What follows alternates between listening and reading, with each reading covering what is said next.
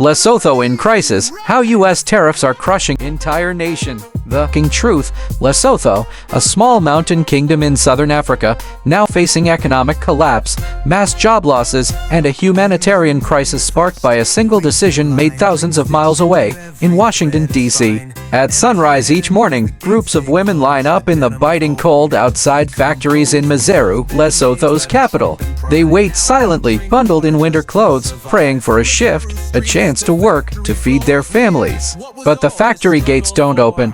This is the new daily reality in what was once dubbed Africa's denim capital, a title now slipping away. Good evening, and welcome to Vlog ND News Without Borders.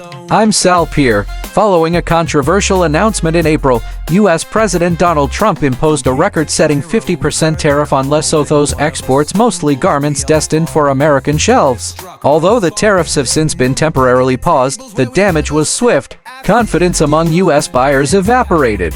Orders were canceled, factories closed, and Lesotho's already fragile economy buckled. Officials say more than 12,000 garment workers, mostly women, could lose their jobs. But the true toll is far greater. Lesotho's trade minister warns that up to 40,000 people could be affected across the country: factory workers, cobblers, food vendors, taxi drivers, all tied to a supply chain now in jeopardy. Take 54-year-old Makayela Halatson. She raised her family sewing clothes in these factories. Today, she walks the streets with nothing but a water bottle to fight hunger with illusions of fullness. My family can't survive on water alone. I don't know why America is doing this, but everyone here says the same thing. Shout out to our dear subscribers.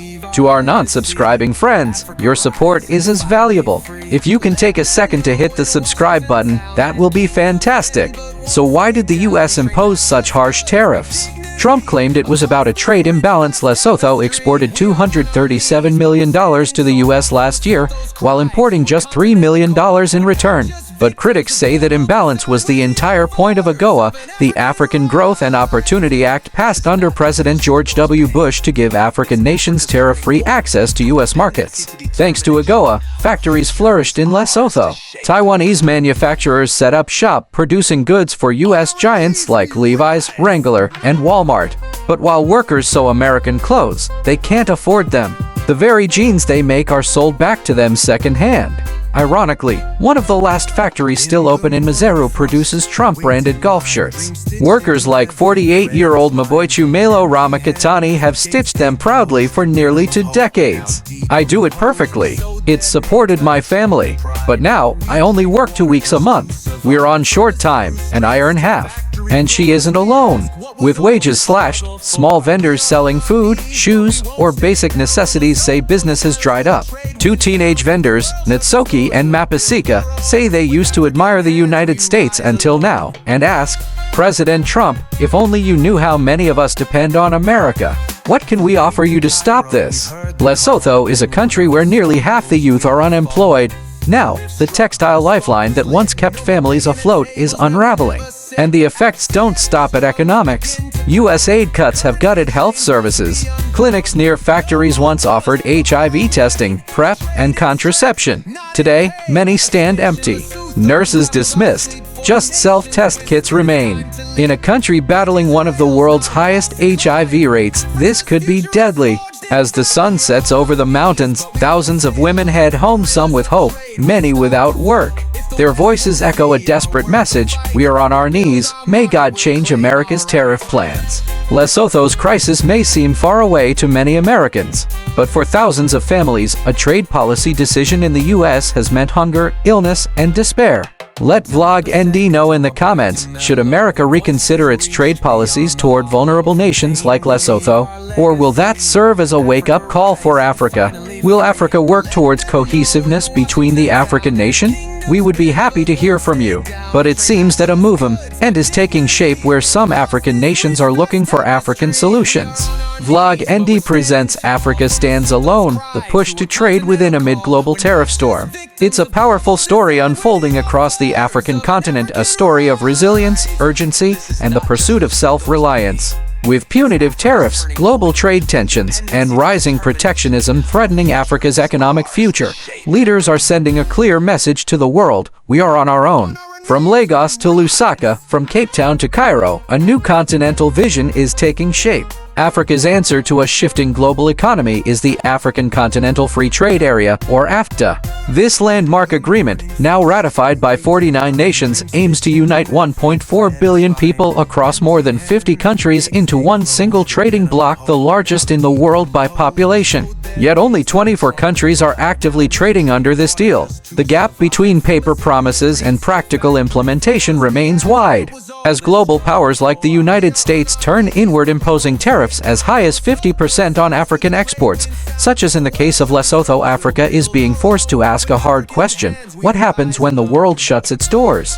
The answer? Build your own house. AfCFTA supporters point to a 12.4% jump in intra-African trade last year, reaching $208 billion. The World Bank says the potential is even greater, predicting an 81% increase in trade within the continent if AfCFTA is fully realized. But there's a catch: the single biggest obstacle: infrastructure.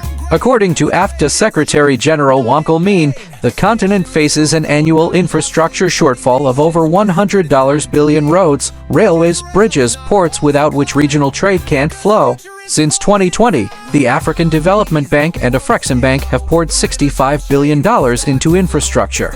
A start, but not nearly enough. One striking example: the 3.2 kilometers Kigongo-Busisi Bridge in Tanzania, completed at a cost of $300 million, is hailed as a symbol of connectivity, but Africa needs hundreds more like it. The urgency is growing. With U.S. President Donald Trump's return to the White House, the unpredictability of American trade policy is once again rattling African markets. Secretary General Mean minced no words in a recent interview, saying, "The weaponization of trade and investment policy has shown us we are on our own as a continent." At the recent G20 finance meeting in Durban, leaders pressed for bold action. Kenyan President William Ruto laid out the stakes: "We have a generational chance to build African value chains that keep wealth on the continent, create competitive industries, and shape the global economy from a position of strength." But it's not just roads and ports. Currency is another barrier. Today, 2/3 of African cross-border transactions still depend on the US dollar, a costly and volatile dependency. Enter the Pan-African Payments and Settlement System, a new platform linking 16 central banks to facilitate trade in local currencies and reduce fees. The goal? Shift from dollar corridors to local currency trade, a move that Afreximbank economist Yemi Kale says could slash transaction costs and tame currency shocks. But challenges persist. Weak governance, border delays, excessive paperwork, and entrenched informal trade networks remain hurdles, especially for smaller, more fragile economies. Despite these roadblocks, one thing is becoming clearer by the day: Africa cannot afford to wait on global goodwill. Not when supply chains are weaponized. Not when tariffs undercut decades of development. The future of trade on this continent must be built on African rails, powered by African currencies, and driven by African ambition. Tell us what you think. Can AfCFTA be the turning point Africa needs, or will global trade politics keep the continent in the margins? Let us know in the comments, and don't forget to like and subscribe for more in-depth global reports from Vlog ND. For Vlogged, I'm Sal Pierre. Thank you for watching. Stay informed. Stay connected. Unraveled our sleep, 40 nations whispered it's time to leap. Bridges, rails, not walls to climb. Africa's future is forged in time. We are on our knees, but we won't stay low. The rivers of trade will start to flow. If the West won't see our worth the fight, we'll build our market, we'll claim our right.